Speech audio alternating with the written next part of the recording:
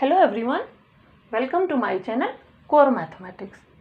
Today I will discuss how to obtain the equation of a line in symmetrical form when it is given in the general form. So let us see the general form of the equation. The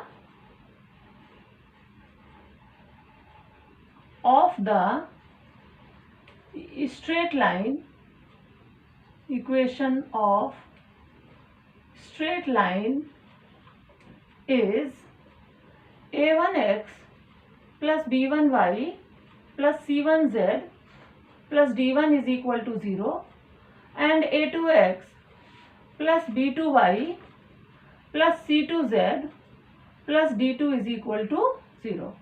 ये कैसे आती है?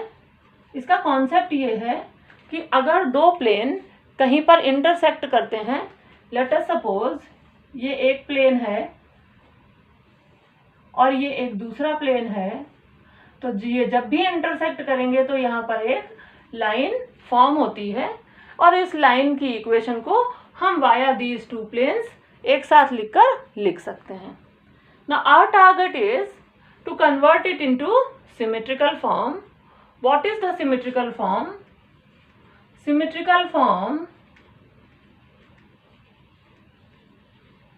of a straight line, किसी भी line straight line का symmetrical form क्या होता है? वो होता है x minus alpha upon L is equal to Y minus beta upon M is equal to Z minus gamma upon N, where L, M and N are direction cosines and alpha, beta, gamma is a point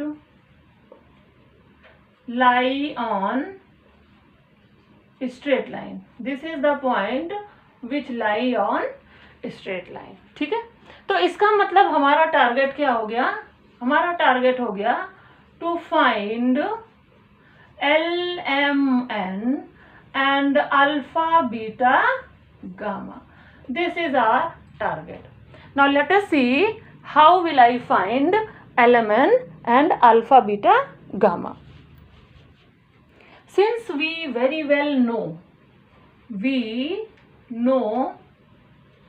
that A1 the direction ratios of the normal to the given planes are A1, B1, C1 and A2, B2, C2. इनके जो direction ratios हैं, जो given planes हैं उनके normal के, वो हैं A1, B1, C1 और A2, B2, C2. अब इसी में दूसरा पॉइंट है, since line lie on the given planes and L, M, N are its direction cosines, then ये जो नॉर्मल है वो इस लाइन पर परपेंडिकुलर हो जाएगा. ओके, ये जो नॉर्मल है वो इस लाइन पर, जो गिवन लाइन है हमारी, उस पर परपेंडिकुलर हो जाएगा. अगर वो परपेंडिकुलर होगा तो इनके बीच रिलेशन क्या होगा? A1L plus B1M plus C1N is equal to 0 और A2L plus B2M plus C2N is equal to 0. From here I can easily find out L, M, N via this method, A1, B1, C1 and A2, B2, C2. What I'll get? I'll get L upon B1, C2 minus C1, B2 is equal to minus M upon A1, C2 minus A2, C1 is equal to N upon A1, B2 minus A2, B1. So hence L, M, N are been obtained. ये हमने पा लिए हैं in terms of A1, B1, C1, A2, B2, C2 because the given values are in terms of A1 B1 C1 and A2 B2 C2. तो इसीलिए हमने L M और N को A1 B1 C1 और A2 B2 C2 में निकाल लिया है. ओके, अब बात आती है उस पॉइंट की जो इस लाइन पर लाई करता है. Let us see how will we find that point. Now let us assume, यहाँ पर हमें थोड़ा सा अजम्पशन करना पड़ेगा. Let us assume that line cuts XY plane. अगर लाइन XY प्लेन को कट करती है, this means Z is equal to 0 for both the planes. ठीक है, हम क्योंकि लाइन कहाँ पर है, इन प्लेन्स पर है, और लाइन से की इक्वेशन इन दोनों से मिलकर बनती है, तो हम Z यहाँ पर 0 कर देंगे. So implies A1x plus B1y plus D1 is equal to 0 and A2x plus B2y plus D2 is equal to 0. अब फिर से हम यहाँ से x और y की वैल्यू बहुत ही आसानी से निकाल लेंगे. x y1 A1 B1 D1 A2 B2 D2 and this will give us x upon B1 D2 minus D1 B2 is equal to minus y upon A1 D2 minus A2 D1 and is equal to 1 upon A1 B2 minus A2 B1. यहाँ से देखिए x की value कितनी मिल गई.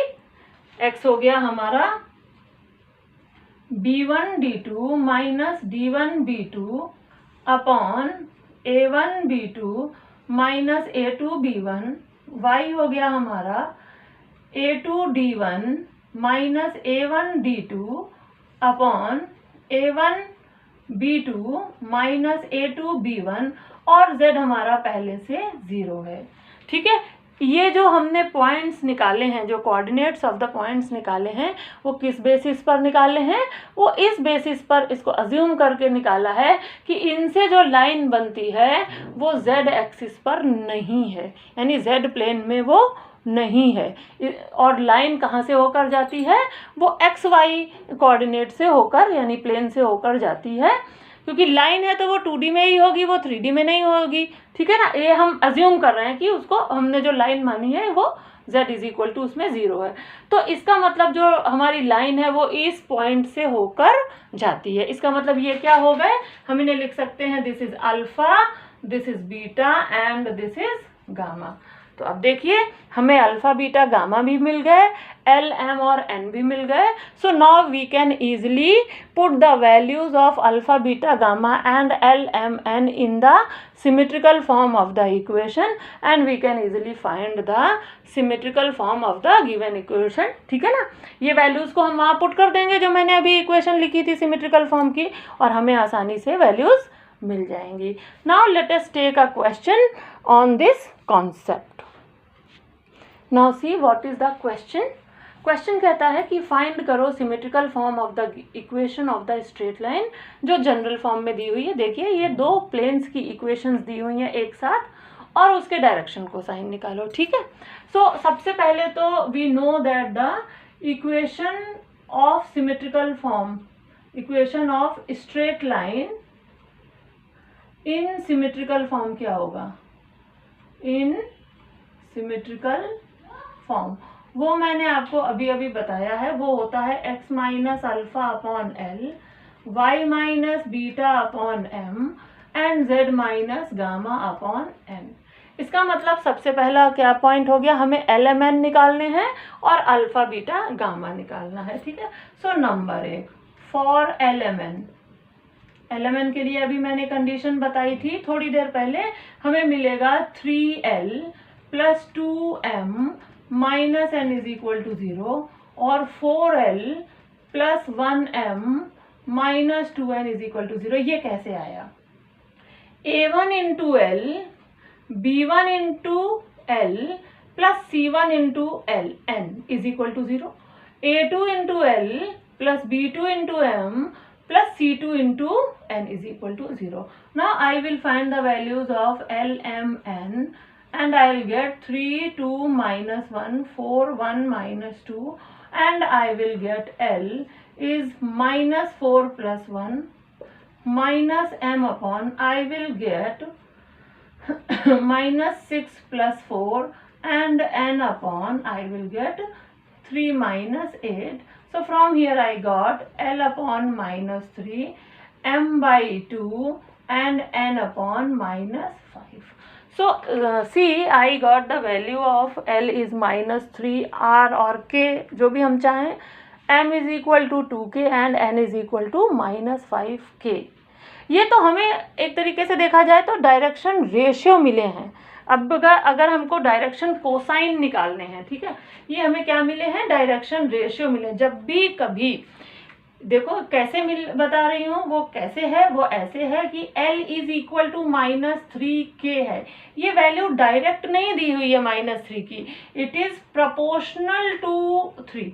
जब भी कोई value direction cosine की किसी नंबर के प्रोपोर्शनल होती है तो उस नंबर को हम उसका डायरेक्शन रेशियो कहते हैं, डायरेक्शन कोसाइन नहीं कहते हैं. तो यहाँ पे जो L क्या है वो माइनस 3 के प्रोपोर्शनल है, इसलिए L इसका डायरेक्शन कोसाइन नहीं, इसका डायरेक्शन ये जो माइनस 3 है ये L डायरेक्शन कोसाइन नहीं दे रहा है, ये डायरेक्शन रेशियो दे रहा है. अब हमें यहाँ से डायरेक्शन कोसाइन निकालने हैं, तो वो कैसे निकालते हैं. L is equal to minus 3 upon under root minus 3 whole square plus 2 square plus minus 5 whole square and I'll get the value minus 3 upon, हमें वैल्यू क्या मिलेगी, 3 3s are 9 plus 4 plus 25 and 25 plus 9 हो जाएगा हमारे पास कितना, 34 and 34 plus 4 हो जाएगा under root 38.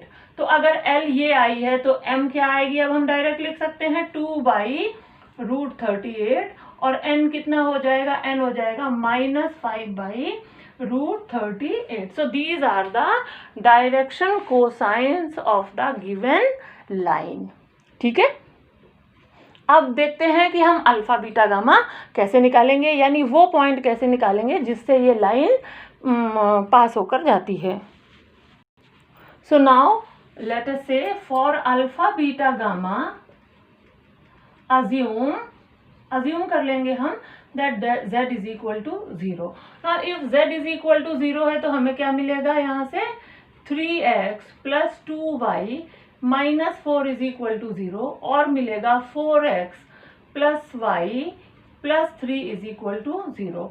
from here I can easily find the value of x, y, which is 3, 2 minus 4, 4, 1, 3 and I'll get the value of x is equal to, this will give us x upon 6 plus 4, this will give us minus y upon, this is 9 plus 16 and this will give us 1 upon, this is something 1 upon 3 minus 8.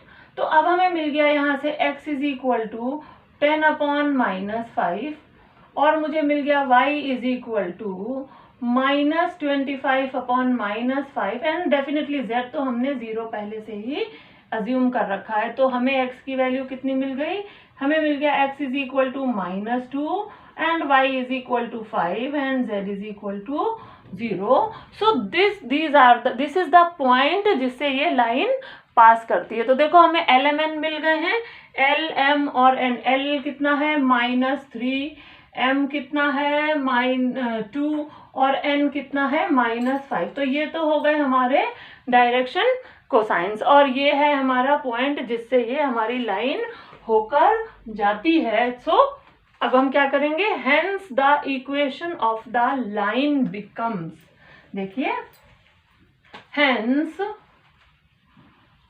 the equation of line becomes, ये बन जाती है x minus, ये value हमारी x की है which is x is equal to -2, तो ये बन जाती है x minus 2 by -3, y minus 5 by 2 and z minus 0 upon -5. This is our answer. This is the equation of the line in symmetrical form. Please solve the problems based on this concept. Okay, if you feel any doubt, write in the comment box. Till then, goodbye.